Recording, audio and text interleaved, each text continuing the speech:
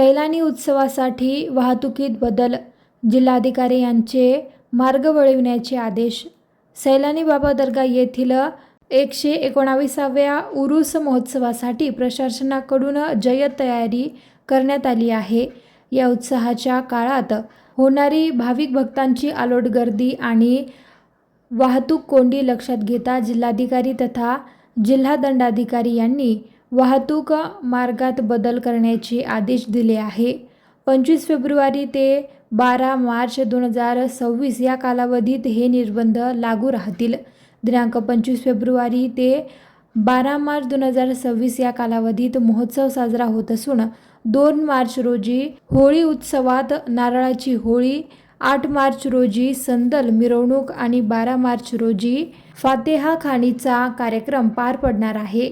या पार्श्वभूमीवर अंदाजे 4 ते 5 लाख भाविक सैलानी येथे उपस्थित राहतात। त्यानुसार पोलीस अधीक्षक बुलढाणा यांच्या विनंतीनुसार जिल्हा दंडाधिकारी बुलढाणा यांनी जिल्हा वाहतूक मार्ग क्रमांक 26 वरील वाहतुकीचे वळविण्याचे आदेश जारी केले आहे।